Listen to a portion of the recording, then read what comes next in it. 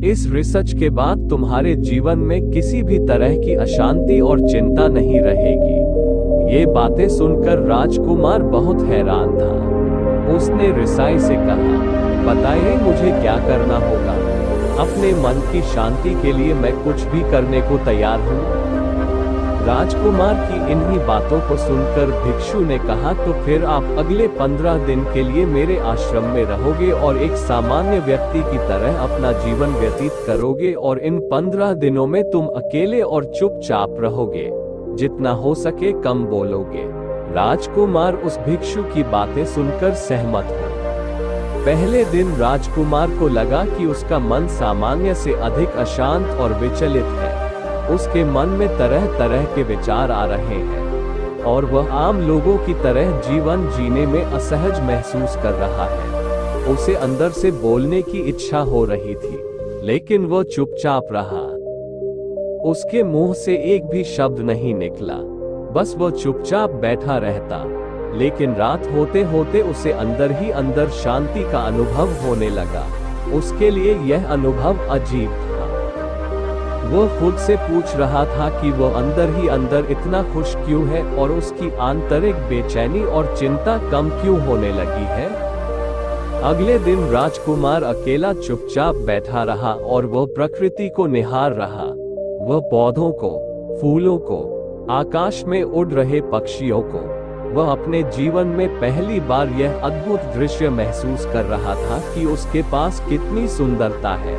वह दिन भर प्रकृति की सुंदरता को निहारता रहता और उसकी ताजगी को महसूस करता रहता। इसी तरह से 10 दिन बीत गए और उसके मन की सारी बेचैनी, सारी हलचल, सारी उथल पुथल और सारा तनाव गायब हो गया। 11वें दिन की सुबह राजकुमार फिर से एकांत में बैठ गया और कुछ ही मिनटों में उसकी आंखें अपने आप बंद हो गई और वह गहरे ध्यान में चला गया। वह पूरे दिन वहीं पर आंखें बंद करके बैठा रहा और गहरे ध्यान में डूबा रहा। ना कोई शब्द, ना कोई चिंता। राजकुमार भीतर से असीम शांति और आनंद से भर गया। राजकुमार अपने बाकी के 4 दिन इसी तरह गहरे ध्यान में व्यतीत करने के बाद 15 दिन बाद रिसाई के सामने प्रस्तुत हुआ और रिसाई को प्रणाम करके बोला, प्रिय भिक्षु, मुझे उत्तर मिल गया कि मेरे मन में इतनी उथल पुथल और चिंता क्यों थी। मैं जान गया कि मेरा मन इतना अशांत और विचलित क्यों था। रिसाई मुस्कुराते हुए पूछा, बताओ क्या उत्तर मिला तुम्हें? राजकुमार ने कहा, मैं आवश्यकता से अधिक बातें करता था। मैं किसी पर भी अपने शब्द और ऊर्जा व्यर्थ करता था। मैं दिन भर अपने लोगों से फालतू की बातें करता रहता और फिर उन्हीं के बारे में अकेले में सोचता रहता और ज्यादातर समय नकारात्मक ही सोचता रहता। इस तरह मैं बस अपना समय बर्बाद कर रहा था। ज्यादा बोलने और नकारात्मक सोचने की वजह से मेरा मन अशांत और बेचैन हो गया था और इसी वजह से मैं किसी भी काम को ठीक से नहीं कर पा रहा था, जिसकी वजह से मैं हर काम में असफल होने लगा और फिर इन्हीं लगातार मिलने वाली असफलताओं की वजह से ही मैं और भी उदास और चिड़चिड़ा हो गया। इन्हीं सभी चीजों की वजह से मेरा जीवन नष्ट हो रहा था, लेकिन यहाँ पर बिताए हुए 15 दिन मेरे लिए पूरी तरह से अलग थे। मुझे कुछ अलग ही एहसास यहाँ पर हो रहा था। अब मुझे ऐसा लग रहा है मैं अपना जीवन पूरी तरह से जी रहा हूँ, लेकिन इससे पहले मैं अपना जीवन गलत तरीके से जी रहा था और मैंने ये भी सीखा कि हमें सिर्फ ध्यान करने की जरूरत नहीं है। ध्यान अपने आप होता है जब हम इस शांत और मौन होते हैं। ध्यान के पिछले कुछ दिनों के दौरान मैंने जो पहली चीज सीखी वह ये है कि मनुष्य के जीवन के सबसे महत्वपूर्ण घटना स्वयं को जानना है। ये सुनकर रिसाई ने कहा, सिर्फ तुम ही नहीं, दुनिया में ज्यादातर लोग जरूरत से ज्यादा बोलते हैं। आज भी लोग ज्यादातर समय केवल एक दूसरे को नीचा दिखाने के लिए ही बोलते हैं। कुछ लोग ना चाहते हुए भी बातें करते हैं और अपना जीवन बर्बाद कर लेते हैं। केवल एक दूसरे को नीचा दिखाने के लिए ही बोलते हैं। कुछ लोग ना चाहते हुए भी बातें करते हैं और अपना जीवन बर्बाद कर लेते हैं। रिसाई ने राजकुमार को चुप रहने का महत्व समझाते हुए कहा, एक बार गौतम बुद्ध से उनके शिष्यों ने पूछा, प्रिय बुद्ध, आप ज्यादातर समय चुप क्यों रहते हैं? बुद्ध ने कहा, क्योंकि चुप रहने से व्यक्ति अंदर से अनंत शांति की गहराइयों में होता हूँ। मौन अपने भीतर उतरने की पहली सीढ़ी है। मौन के बिना स्वयं को जानना असंभव है। स्वयं को जानने और समझने का पहला नियम है कि मौन हो जाओ। उतना ही बोलो जितना अत्यंत आवश्यक हो। बेफिजूल की बातें करना छोड़ दो। तुम अचानक पाओगे कि 90% से भी ज्यादातर लोग व्यर्थ ही ज्यादा बोलकर अपना समय बर्बाद कर रहे हैं। ना बोलने का कोई भी नुकसान नहीं है, लेकिन यदि आप ज्यादा बोलते हैं तो आप अत्यधिक गलती कर देते हैं। अगर व्यक्ति कम बोलना शुरू कर दे तो दुनिया की 90% मुसीबतें कम हो जाएगी, झगड़े फसाद कम हो जाएंगे, उपद्रव कम हो जाएंगे, अदालतें कम हो जाएगी। अगर लोग थोड़ा चुप रहना सीख लिए, संसार की बहुत सारी समस्याएं हैं, बहुत सारा उपद्रव सिर्फ बोलने से पैदा होते हैं। सारी बात मौन सीखने की है। जब तुम नहीं बोलते तब तुम एकांत में अकेले हो गए। भरे बाजार में भीड़ में खड़े हो नहीं बोलते, हिमालय के शिखर में पहुंच गए। जिसने मौन की कला जान ली वो भीड़ में भी अकेले होने की कला जान लेता है। वो अपने भीतर ही डुबकी लगाने लगता है। एकांत में तो आदमी स्वर्ग में है। दूसरे की उपस्थिति ही बेचैनी पैदा करती है। पहले तुम्हें चुप रहने की शक्ति को धारण करना होगा। इससे तुम अधिकतर ऊर्जा को बचा लोगे और फिर इस स्थिति में पहुंच जाओगे कि तुम कम बोलने लगोगे। अगर तुम किसी के यहाँ पर जा रहे हो और परेशान हो जाओ तो ऐसे में उचित है कि आंखें बंद कर लो और अपने में खो जाओ। वहां से आपको ताजगी महसूस होगी, क्योंकि तुम्हारे अंदर ही जीवन का वो स्रोत छिपा हुआ है, वो किसी दूसरे में नहीं है। इसके बाद राजकुमार उस रिसाई से पूछते हैं, आखिर कौन हमें अपने अंदर तक लेकर जाएगा? ये बातें सुनकर रिसाई बुद्ध कहते हैं, तुम्हें स्वयं ही अपने अंदर उतरना होगा और वहीं से परम राज्य जीवन का आनंद ले पाओगे। आनंद का यहीं से जन्म हुआ है। यहीं से तुम मौत में डूब जाओगे। यही तुम्हारा सूरज उदय होगा और यहीं से अस्त होगा। इसी प्रकार तुम बार बार डुबकी लगाओ।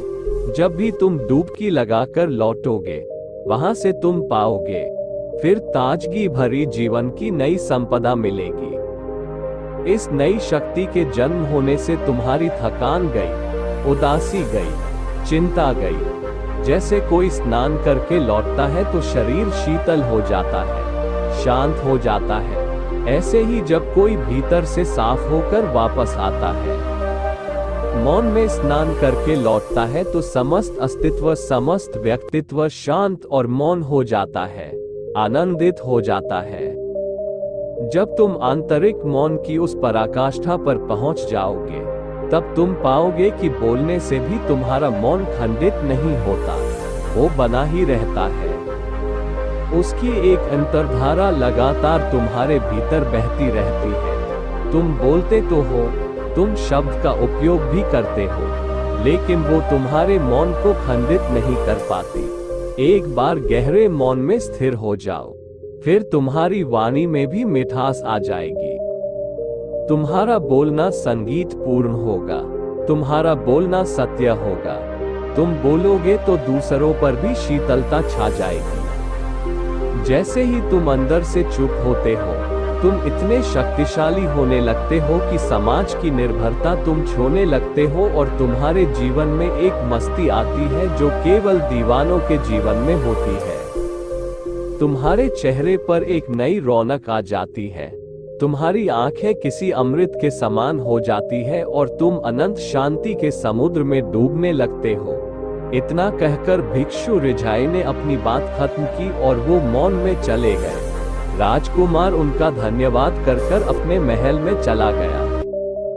दोस्तों, आपने भी अनुभव किया होगा कि बहुत ज्यादा बात करने से दिमाग अशांत हो जाता है, जिससे हम अपने दिमाग पर नियंत्रण खो देते हैं और साथ ही अपना ध्यान भी खो देते हैं। जो लोग बहुत ज्यादा बोलते हैं उनके पास किसी एक काम पर ध्यान केंद्रित करने की काबिलियत नहीं होती। वो अपने किसी भी लक्ष्य पर पूरी तरह से केंद्रित नहीं कर पाते। अगर हमारा दिमाग एक जगह केंद्रित नहीं है तो हम जीवन की सच्चाई नहीं समझ पाते और ना ही मनचाही सफलता कभी हासिल कर पाएंगे। इसके अलावा भी आपने देखा होगा कि जो लोग अधिक बोलते हैं वो अक्सर लोगों के बीच हंसी का पात्र बन जाते हैं, और जो लोग कम बोलते हैं और अपनी बात पर कायम रहते हैं, उन्हें लोगों से सम्मान मिलता है। लोग उनकी बातों को सुनते हैं और उन पर भरोसा भी करते हैं। जो लोग जरूरत से अधिक बोलते हैं और अपने विचारों के बारे में पक्के नहीं होते, उनका दिमाग स्थिर और विचलित रहता है, शोर से भरा रहता है, और एक अशांत दिमाग वाला व्यक्ति जीवन में किसी भी चीज में सफल नहीं हो पाता, क्योंकि वह किसी भी काम में फोकस नहीं कर पाता। यदि किसी व्यक्ति को ये पता है कि उसे कब, कहां और क्या बोलना है, तो वह व्यक्ति सच में बहुत बुद्धिमान है, और ऐसा व्यक्ति जहां भी जाता है उसका व्यक्तित्व आकर्षण का केंद्र बन जाता है, और वो जो कुछ भी करता है उसमें सफल अवश्य होता है। अगर हम किसी महान और सफल व्यक्ति के व्यक्तित्व को गहराई से देखें तो पाएंगे कि वो कम बोलते हैं और कम से कम शब्दों में अपनी बात खत्म कर देते हैं। वो बोलने से पहले वो चीजों और जिसके बारे में उसे बोलना है उनके बारे में गहराई से सोचते हैं। लेकिन जो लोग बहुत ज्यादा बोलते हैं, बहुत बार वो झूठ भी बोलते हैं और अपनी बातों से दूसरों के मन और विचारों पर कचरा डालते रहते हैं। वो ज्यादातर समय दूसरों की बुराई करते रहते हैं, इसलिए उनके अपने भी उनसे नफरत करने लगते हैं और उनसे बचने की कोशिश करते हैं। हमारे भारतीय उपनिषदों में कहा गया है कि हमारे शब्द वास्तविक ब्रह्म शक्ति है। मौन से धैर्य आता है, धैर्य से ध्यान, और ध्यान से हम अपने जीवन के बारे में जागरूक हो जाते हैं। इसलिए अगर हम ज्यादा बात करते हैं तो हम मौन को खो देते हैं, जो मन की शांति का पहला स्तंभ है। दोस्तों, आज से हम भी चुप रहने का अभ्यास अवश्य करेंगे।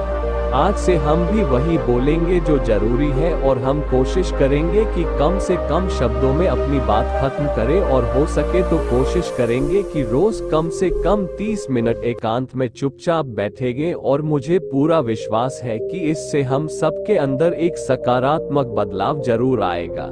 इसी के साथ इस वीडियो को खत्म करते हैं। दोस्तों, उम्मीद करता हूँ आपको इस कहानी से एक अच्छी सीख मिली होगी। ये कहानी आपको कैसी लगी हमें कमेंट बॉक्स में कमेंट करके जरूर बताएं, और साथ ही इस कहानी को अपने दोस्तों के साथ जरूर शेयर करें ताकि उन्हें भी इस कहानी से कुछ सीखने को मिल सके। धन्यवाद।